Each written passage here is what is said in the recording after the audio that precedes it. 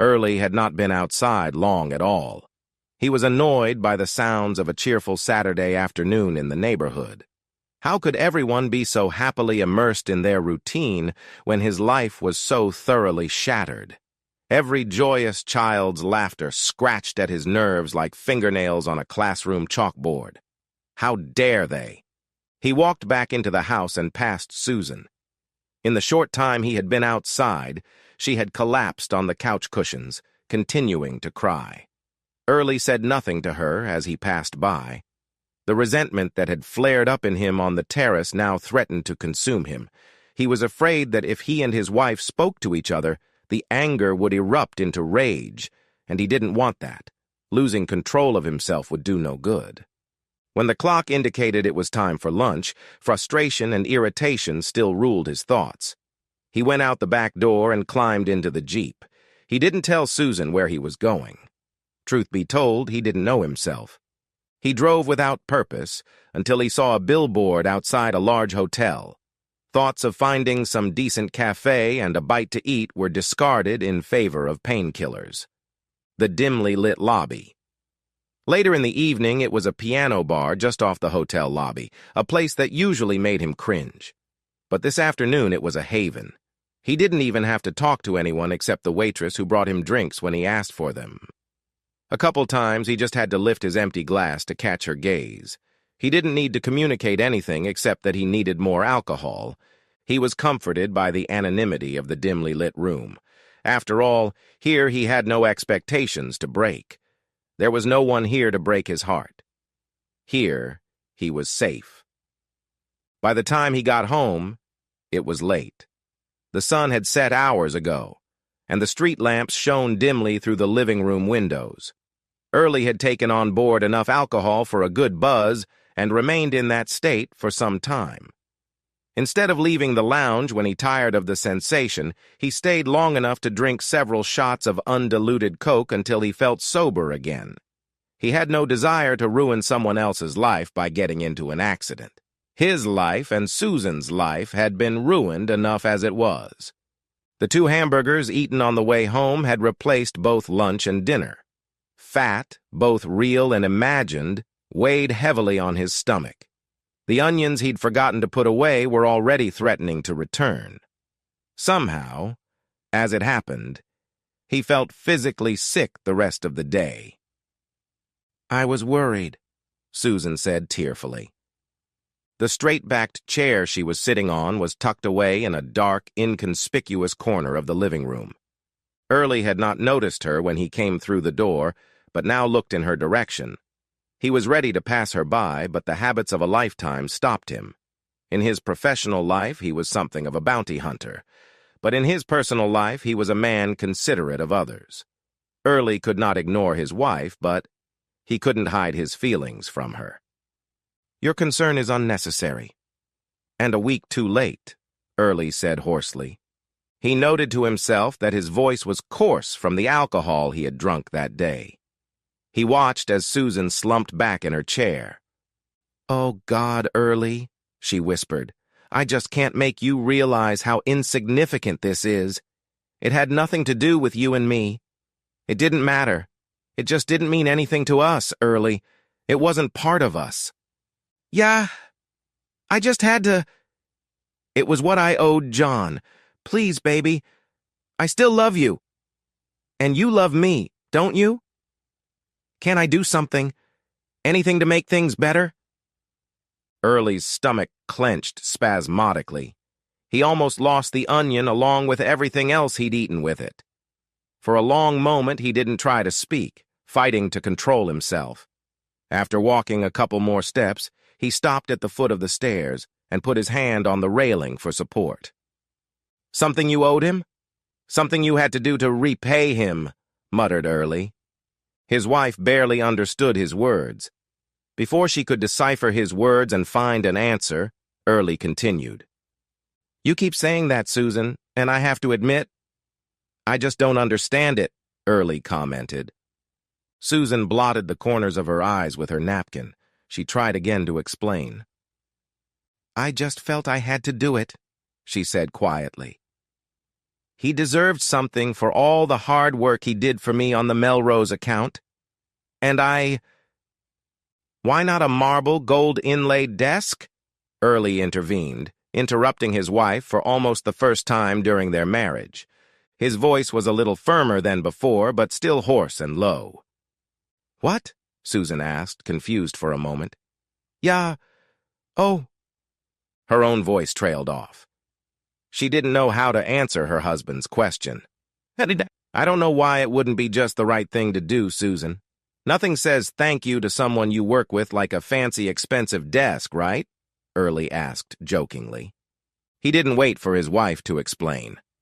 "Or how about the world's finest set of titanium golf clubs?" Early continued. "Hell, why don't you buy him a new Mercedes, Susan? Could you explain to me why you had to pay back Mr. Big John Stickner by sleeping with him?" Susan flinched at the rough ending to Early's question. Early never resorted to foul language. As she picked up the words, her husband sat down on the second step and leaned against the wall. Through the railing, he could barely see where his wife sat. He didn't mind. He didn't want to see her. "I can't explain it, Early," Susan said quietly. "I know it sounds crazy, but I felt like I had to give him a piece of myself to show him how much I appreciated everything he'd done for me." She thought for a moment. "He worked so hard from the beginning, Early. And none of this was all part of his regular job. He was doing it for me.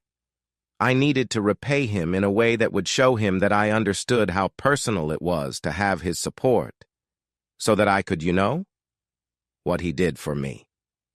For us, Early, is going to be the difference between staying where you are and getting this partnership." She groaned. Early laughed rudely. The cruel mirth shocked Susan and silenced her. She stared at her husband, wide-eyed. There was a note of mockery in his laughter that was not at all characteristic of her husband. "Damn it, Susan," Early gasped. "Couldn't you buy him a Rolex with a nice inscription on the back? It's kind of personal, don't you think? Not as personal as, underwear maybe, but still personal, right? No? Not personal enough, right?" He shook his head, seeming to pity his wife, who sat still and silent. "No, you couldn't do any of that, could you? You had to cheat, lie, deceive, and betray our marriage to find something worthy enough to give to old John for helping you with the bill. I hope he appreciates your gift, Susan." "I used to think he was special myself," Early told her. Before she could protest, Early clapped his hands together. The sharp sound interrupted whatever she was about to say. "So, what are you going to give him next time he does you a favor, huh?" he asked Susan. She stared at Early like a viper about to strike. A shocked expression appeared on her face. She thought the idea had already been fixed this morning. "Early, honey, I already told you there wouldn't be a next time," she assured him in a quiet, serious voice. "He knows that," she added. "He knows that it was an expression of my admiration and esteem, and that it will never happen again," she finished. Early snorted loudly. "Bullshit," he said laconically. "He's got your number now, baby," he told her. "All he has to do is be nice, and do a little more than a regular job, and you'll reward him with a few nights in bed now and then," Early said. "Hey," remarked Early, as the thought occurred to him. "A couple more accounts, a few more negotiations he'll help you with. Hell, you could run the whole place in a few years, couldn't you? Hell, now I'm calling that upward mobility with a capital M." Susan's face must have gone pale in the darkness, but Early didn't see it. He no longer cared whether she went pale or flushed with embarrassment. "Early," Susan said quickly. "This isn't right. You keep thinking of it as if it were a tawdry date at a cheap motel or something, and it wasn't," she insisted. "Like hell it wasn't," Early snapped back. "I asked you this morning if it was something wonderful for you, and you didn't answer. Don't you want to clear up that question before we go on?" he asked Susan. She stared at her husband, her lips pressed into a stubborn line. "Yes, that's about what I thought," Early said in a tired voice. He let the silence linger. I just can't get it out of my head, Susan, he said at last. You don't even want me to call what you did tasteless. But tasteless is a very good way of expressing what I really think of what you did. You want to know what I really think about it? Early asked his silent wife. He peered between the posts of the railing, but couldn't see the expression on his wife's face. He shrugged his shoulders. And the announcer reminds us that we have to answer in the form of a question, Early said cheerfully. Okay, Susan, what do you call 2 days of sex? He demanded. The words echoed around the dim room and then died a slow death in a far corner. For a while, neither of them broke the silence.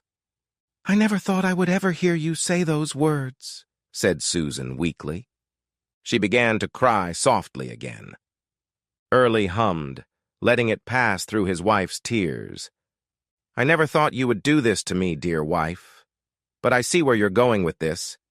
It's a little, confusing, you might say. Me too, when someone who insists he loves me becomes hateful and vile, he grumbled.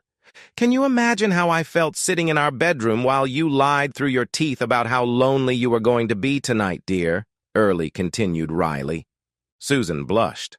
Early was surprised to notice the darkening of her face. He looked around, confused for a moment. It was only a car passing by. The headlights illuminated the room for a moment through the curtains that had not been fully drawn. The car passed quickly down the street, and the living room was again dark. Early, I can't tell you how sorry I am for this, darling, Susan said despairingly, finally breaking the silence that the intrusion had created. I didn't mean to hurt you. I wouldn't have done it if I thought it was... No, I mean... Early's laughter was too close to hysteria. He ruthlessly suppressed his emotions lest they overwhelm him. He sat silent, struggling for control. Susan tried again. Honey, can't you see that this has nothing to do with you? It was only about John, and how wonderful he was. She stopped again, realizing that her words sounded even more inappropriate than before. Oh, God, that's not what I meant. It wasn't what it sounded like, Early. Please believe me. Susan's voice shook and ended in a whisper. The force with which Early shook his head caught her attention even in the semi-darkness. Her explanation inflamed rather than soothed. Provoked, Early attacked. Hey, Susan, what do clerks get from you when they do a particularly good job for you? Early asked sharply. Do you do sex favors for all the paralegals for the research they do for you? My goodness, Susan. How do you have time every week to express thank you for a job well done, honey? Early continued. Susan's sharp sigh told him how hurtful his words sounded. Early began to realize that he wasn't actually as sobered up from lunch as he had assumed. He had told himself that tomorrow he would regret abusing his wife so cruelly today. But right now, he didn't care. But he could stop now. Her pain was enough. Since it was, he had to stop making vindictive accusations against the woman she was. He stood up, balancing carefully. Though he hadn't done anything particularly physical today, he was exhausted. Early, Susan said hastily. You still love me? You told me so this morning. We'll work it out, won't we? She pleaded. That's what I told you. Yes, admitted Early, but I hadn't thought it through, he added. I thought I had thought it through, but I hadn't. He paused to get his words in order. Yes, I love you. But I don't know if it will be enough, Susan. I just don't know how I'm going to get over this. What you've done to us, Early murmured quietly. It took me a while to realize it, he said to his sobbing wife. I quit drinking alcohol back at that bar, and for a long time I just drank Coca-Cola. Can you believe that? It's a curious thing, but if you wait in a bar to sober up, it gives a person a lot of time to just sit and think. Strange, isn't it? Early was silent for a while. He didn't know how to express the emotions that had come over him in the secluded darkness of the hotel bar. His wife's tears had not affected him as they had in all the years of their marriage. He quietly marveled at how detached he was beginning to feel. "What worries me most is how carefully you've planned this," Early said slowly. "Legally, what do you call all this? This bloody... what do you call it?" "Oh, found it. Intentionality." "Yeah, that's what it's called. Premeditation," Early told her. "You waited until you knew I had to go away on a business trip, and then you prepared everything very carefully, didn't you? In fact, you couldn't have done it without prior preparation and planning, could you?" he asked Susan. She couldn't answer. Her head hung low. She would have given anything to refute her husband's arguments, but nothing came to her mind. She didn't agree with his arguments, but she was beginning to despair that she would ever be able to convince him of how she herself felt about the whole thing. "You had to let Jennifer go on a long weekend, didn't you?" Early continued. "I guess you didn't want to ask her to lie for you, did you? I mean, there's no point in letting her know what you were going to do, is there? Jennifer's a stand-up kind of lady. Hell, she probably wouldn't respect you one bit if she knew you were sleeping around, would she? She'd know something was wrong right away if I called and had no idea you were taking a little vacation, wouldn't she?" Early asked. "After all, you're going to be working with Jennifer for a long time to come, aren't you?" He climbed another rung of the ladder. "Jennifer must be one hell of a secretary," Early muttered. "You had so much respect for her, and disrespected me at the same time," he added.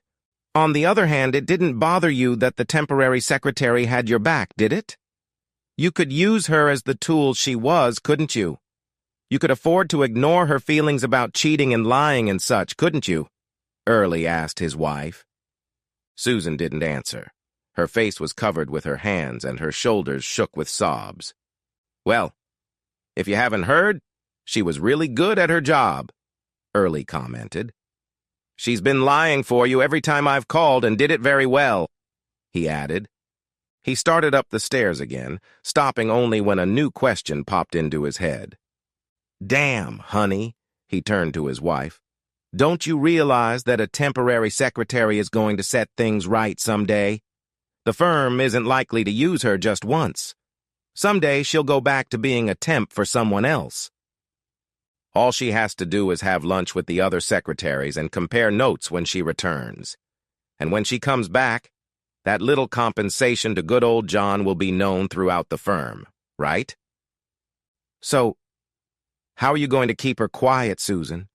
What are you going to do for that temp, huh? Or are you swinging both ways?" he asked angrily. He told himself it was the booze talking again. He almost believed it. He warned himself that he wouldn't attack his wife on that level. He wanted to stay on a higher level. But the pain wouldn't let go. It continued to stab him from the inside out, whenever his attention was diverted from the iron control he craved. "Oh, God," Susan sobbed. "Early, please. I'll do anything to get us through this," she whispered. She no longer cared about the foul language her husband used. Early noticed that Susan was not answering his questions. There was nothing surprising about that. He knew his wife well, and he should have. They had lived as a married couple for a long time and had been together even longer. She had to ignore his suggestion that soon the whole office would know about their date. He was sure she hadn't thought of such a thing, and the prospect of everyone finding out was too devastating for her. It's sad, he thought. Cheaters only plan for the best-case scenario. They ignore the possibility that things might fall apart for them and don't bother to make contingency plans. He felt a twinge of sadness at the fact that his wife would soon have to face this in her own office. It passed quickly, however. She had brought this on herself. "I'm sure you'd like to get it over with, Susan," Early replied tiredly.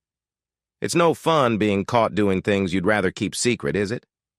You'd like to get it over with and forget all about it, wouldn't you?" Susan didn't answer. "Like what?" Early continued abruptly, returning to his wife's suggestion. "What would you do to get us through this?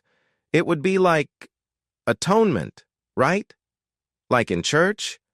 Cool. Tell me, dear wife, what would you do to make things good between us, honey? What will you do to make me feel better?" Truly, dear wife, how will you redeem yourself in this marriage? His question took Susan by surprise. She had already suggested that she would do something to redeem herself, but it was only a hurried and carefully thought-out idea. She hadn't thought about specifics, and subconsciously assumed that whatever she had to do would take place in the distant future. In truth, some part of her mind believed that the need to do something might never arise if she could just get through the moment. Time blurs all sorts of things. Memories, pain, promises. It took her a while to come up with a sentence. She didn't like it. I could quit my job, Susan suggested uncertainly. I'll get a job somewhere else, she continued miserably. Her voice betrayed how much she was hurt by the suggestion. She was very proud of what she had accomplished at the law firm. She regretted how good she had been at it, but now she wasn't going to get a partnership. Would you want to? Early asked, coming down the stairs. Yes, Susan answered, spitting out the word as if it hurt her physically. Why do you want to do that? Early asked with mocking surprise in his voice. What? Susan replied, shocked. She didn't know whether her husband was rejecting her decision or not, although it didn't sound good. Why, bother, Early repeated, saying one word after another. There'll be a John Stickner there, too, and someday you'll find it necessary to repay him, he said in a deadpan tone. That wouldn't be, Susan objected indignantly. Early, it was a huge mistake, darling, she said firmly. I know it now, and I'll never make it again, darling, she added earnestly. Early answered nothing, pondering his wife's words. No, dear. I think I would, Early replied. And even if it hadn't, Susan, I can never be sure of that, can I? He asked. The misery in his voice was clearly audible. He climbed the step from which he had just descended and went up another, and then stopped again. You've taken something incredibly beautiful, Susan, he said slowly, and broken it so badly that I don't think it can ever be put back together again. We can glue all the pieces together, but the cracks in the shattered place will always remain, and we'll both know it. There was silence. Damn it, Susan, he said with universal anguish in his voice. You planned this whole thing. It's not like you let passion get the better of you one night. It's not a mistake. You knew exactly what you were doing, every step of the way. You consciously decided to take a little vacation from our marriage and worked hard to make it happen. You manipulated me, Jennifer, your boss, to get time off, your poor temp secretary, all of us, just to get what you wanted, Susan. Why the hell did you do all this? I'm tired of these, meaningless reasons. You can go on forever telling yourself that you paid that asshole back for being a really nice guy, but I'm not buying it, Susan, so you don't have to try anymore. Susan, we've been married a long time. We've gotten to the point where we can guess what the other will say or do before we even do it. Now, wife, I know just as surely as if I had been there to read your mind the day it occurred to you. One day it occurred to you that you'd like to try on Mr. John Stickner's size, didn't it? Maybe the naughty thought flashed through your mind one afternoon when he leaned closer and you smelled his cologne. Maybe. Or maybe you saw how powerful a man he was in the firm, how powerful he was in the city. Is that what happened? How did it start, Susan? He touched your hand once, and you didn't pull away? The next time he gently stroked your forearm and you let him, didn't you? Is that how it started, Susan? Susan couldn't answer the accusation. She sobbed quietly in the semi-darkness. Never mind. I guess it really doesn't matter, does it? Early said more or less indifferently. The fact is that you were building your little dream little by little, weren't you? No one else knew of your fantasy, at least not at first. You told yourself that these secret little dreams wouldn't hurt anything or anyone, and pretty soon you believed it, didn't you? No harm, no foul, right? It was just a mischievous little fantasy about him and you. Soft summer days and hot, sweaty nights, huh? How romantic, wasn't it? Early snorted derisively. And then one day you got the idea. Viola. Damn it, it was so easy when you thought of it. You wondered why it took you so long to think of it. All you had to do was wait for me to disappear for a day or two. You know how my job works. You knew I'd have to leave town sooner or later, didn't you? Then I wouldn't be in your way. Then I wouldn't have been able to stop you from doing what had to happen, would I? That's what happened, darling. Susan groaned softly. Yes, that's the way it was. Or something awfully like it, eh? Early remarked gloomily. He was suddenly sick of this farce. Anyway, the idea of having a little affair came into your head, and you've been waiting for an opportunity, trying to explain to yourself why you're doing it. You know, there's something that surprises me, Susan. It's just, how many excuses ran through your head until you found one that fit what you wanted? I had to pay him back. That's what you're trying to tell me, isn't it? What kind of nonsense is this, Susan? Early asked piteously. God, Susan, no man clever enough to be a lawyer in this town, much less a good one like you, would buy that line, but you want me to believe it. I guess to make you feel better. Early thought about his words for a moment. He was breathing hard and fast, his feelings of betrayal and anger at his wife's deception taking over again. Damn it, Susan. Did you even wait until my plane was off the ground before you packed your travel bag, Susan? No? Yes? What is it, Susan? His wife could only shake her head, crying. Oh, I understand. Gosh, you didn't really take that many clothes, did you? It wouldn't have taken much time. It would have been easier to just throw a few meager items in the bag and go, right? You could put off packing until the last minute, couldn't you? What else? Oh, you probably arranged Jennifer's time off at the beginning of the week, didn't you? You simultaneously assigned a temp, told her what to say if I called, and then you lay on your back and let John Stickner touch you. Early finished. Susan cried harder. There was no way she could refute what her husband was saying. It wasn't quite right. It was wrong, and it didn't fit her feelings at the time, but there was nothing she could say to remedy the situation. Early slowly climbed a few more steps up the long staircase. What did I say this morning, Susan? He shouted downstairs. He couldn't see his wife. He didn't want to see her right now. A muffled reply followed, which he took as confirmation on her part. Well, it seems I was wrong, Early said dejectedly. Susan's heart seemed to stop beating in her chest. She held her breath, dreading what she was sure she was about to hear. I've been thinking about it all the time I've been waiting here for you the last 2 nights. But I never got anywhere. I thought I had it all figured out. But I guess a little drink loosened my mind, you know, Early said with an unhappy look. He paused. As I said, I've been thinking about what a heartless plan you've devised, Susan. I thought it through and realized that I don't know much about you, wife, and what I do know, I don't like. I had no idea you could do this to me. Not at all. It stunned me, Susan. I just can't get over such cold-blooded manipulation, Susan. When I looked at everything you did and began to understand how everything happened, how you prepared, planned, and organized everything. Oh, my God, Susan. Early's voice broke, and he was silent for a long time. I just don't understand why you have such blatant contempt for me that you would do such a thing. And then, all this deliberate, calculated lying, deception. Well, I'm sorry, but it's done something to me, Susan. I guess I still love you. I guess I do. Maybe. Maybe. Heck, I'm not even sure I understand what love is now, Susan, but I know what you've been doing behind my back, don't I? Early stood silently on the stairs and listened to his wife crying in the dark.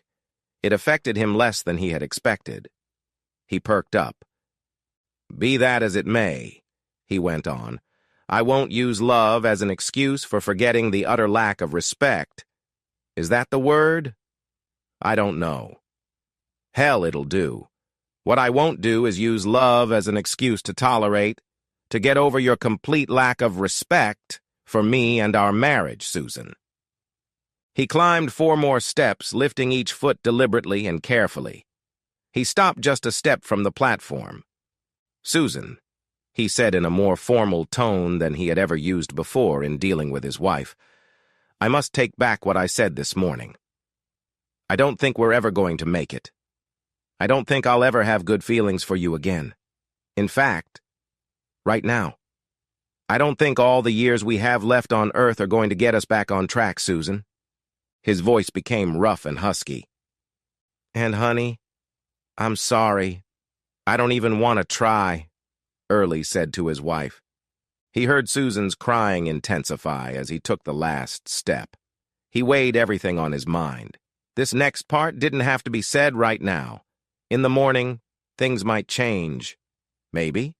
No, that's not really going to happen. Susan, he said slowly and carefully. It was the only way he could keep control of himself. Susan, he continued, I think it would be a good idea for you to move out tomorrow or as soon as possible. Not a sound was heard except Susan's hopeless sobs. This went on for a long time, and neither of the couple tried to stop it. Early couldn't see his wife, and she couldn't see him. They didn't need to see each other to feel the pain. I'm sorry, Susan, Early whispered quietly. His words carried down the long staircase to his wife. He crossed the landing and headed for the room where he had moved his personal belongings. Love alone won't be enough this time, Susan. It will gnaw at me from the inside until there's nothing left of me. I can't do that. The price would be too high. He closed the door and locked it behind him.